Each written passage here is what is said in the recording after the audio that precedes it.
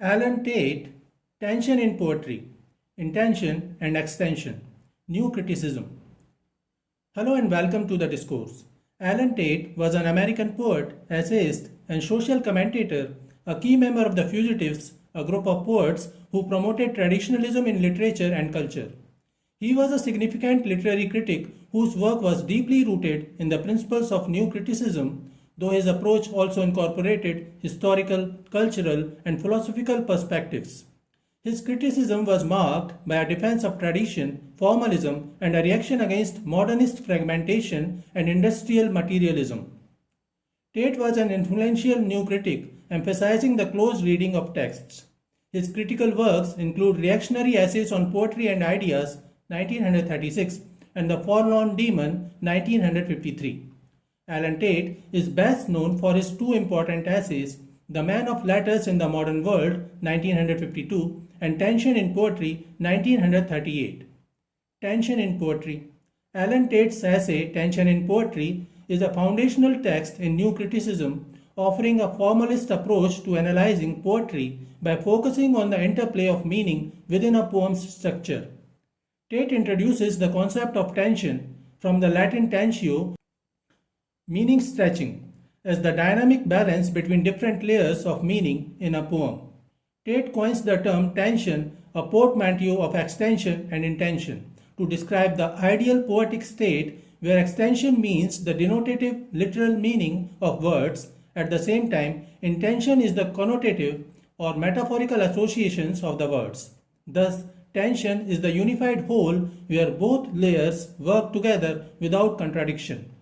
Tension, according to Tate, is the proper balance between the literal meaning and the metaphorical meaning of the words in a poem.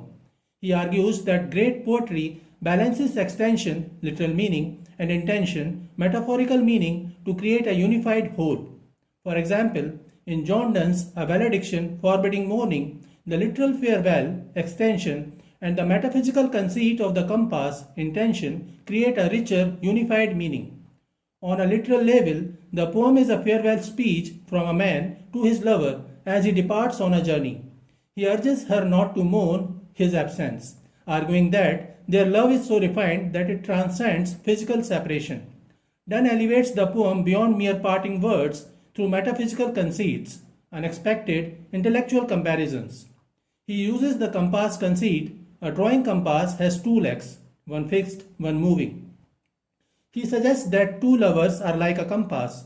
The woman is the fixed foot, rooted in love, while the man is the moving foot, who roams but always leans towards her. The compass makes a circle which signifies that their love is eternal and unbroken.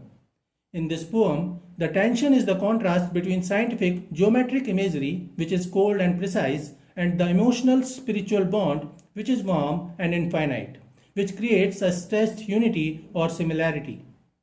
In the same poem, Donne also contrasts earthquakes with the movement of celestial bodies. Dull sublunary lovers love, which is ordinary couples suffer from separation like earthquakes, which are violent and unstable. Their love, however, is like the movement of celestial spheres, invisible, harmonious, and eternal. The contrast between chaotic earthly love and divine, orderly love heightens the poem's intellectual emotional impact. Thus, the tension in a poem is used to increase its worth or its intellectual emotional impact. It deepens the meaning and worth of the words. Tate distinguishes good poetry from bad poetry based on the tension inherent in the poems. Good poetry maintains maximum tension, harmonizing abstract thought and concrete imagery. In Shakespeare's Macbeth, the monologue, "Life is but a walking shadow," balances philosophical depth with vivid metaphor. On the other hand, bad poetry lacks tension or the balance between intention and extension.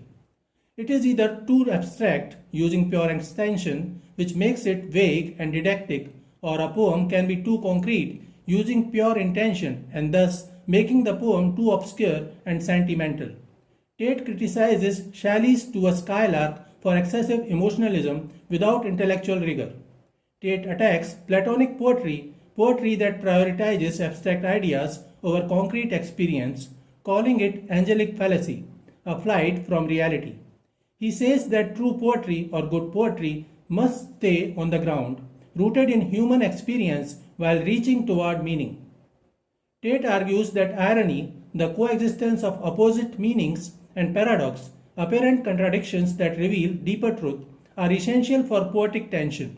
For example, in Donne's The Canonization, the line, "For God's sake, hold your tongue and let me love," blends irreverence and sacred devotion, creating tension. While analyzing a poem, Tate suggests that an observer must look for three imminent questions. Where does the poem balance literal and metaphorical meaning? Does it avoid excessive abstraction or sentimentality? And how does irony or paradox deepen its effect? Tate's method elevates close reading and helps explain why some poems feel richer than others. His ideas shaped new criticism and remain useful for analyzing metaphysical poetry, modernism, and formalism. In an era of confessional poetry, political sloganeering, and Instagram verse, Tate's demand for balanced tension challenges poets to marry thought and feeling, clarity and depth. A great example of Allen Tate's tension theory in action can be seen in his analysis of John Donne's The Canonization, a poem that perfectly balances extension, literal meaning, and intention, metaphorical associations, to create a unified, richly layered work. On a literal level, The Canonization is a dramatic monologue where the speaker tells an interfering critic to stop judging his love and instead canonize, saint him and his beloved for their devotion. Donne compares secular love to sainthood using terms like reverend love, legend, and canonization, offering religious or sacred imagery. He creates paradox: the lovers are saints of love, though their passion is earthly, not divine. The speaker mocks societal norms while elevating his love to a sacred plane and thus creating irony. The poem's greatness or tension comes from the stretched balance between the literal plea, "For God's sake, hold your tongue," and the metaphysical conceit, "Love as a holy vocation," which offers the irony, mocking society's judgment while demanding reverence. In the line, "Call us what you will, we are made such by love," extension is the defiant response to the critic. The intention is that love is an alchemical force made such, transforming the ordinary into the sacred. The line creates tension or a balance, merging the defiance and transcendence. He criticized Edgar Allan Poe's Annabel Lee for leaning too heavily on intention, emotional excess, without enough extension, intellectual rigor. Lines like "The moon never beams without bringing me dreams" of the beautiful Annabel Lee rely on sentimentality without layered meaning. The poem's tension collapses because it does not stretch between opposing forces. It's all feeling, no thought, thus making it one-dimensional. The Man of Letters in the Modern World. Allen Tate's The Man of Letters in the Modern World, 1952, is a key essay in his later critical work, reflecting his concerns about the decline of tradition, the role of intellectual and the moral responsibility of literature in an increasingly secular and fragmented society. Tate argues that the man of letters, the serious writer or critic, faces a crisis in modernity because society no longer values tradition, hierarchy, or spiritual depth. Unlike past eras, example the Renaissance or the Christian Middle Ages, modern culture is dominated by scientific materialism, mass democracy, and moral relativism, leaving the intellectual isolated. The true man of letters must resist specialization, becoming a mere technician of words, and instead engage with universal human questions. Tate critiques the idea that literature should serve social utility or political agendas, whether Marxism or liberal progressivism. He warns against journalistic writing and propaganda, which flatten language into mere instrumental communication, rather than an exploration of truth. The man of letters must preserve the integrity of language against the distortions of ideology and mass culture. Tate suggests that poets' role is to preserve meaning in an age of spiritual emptiness. So this is it for today. We will continue to discuss the theories of literary criticism. Please stay connected with the discourse. Thanks and regards.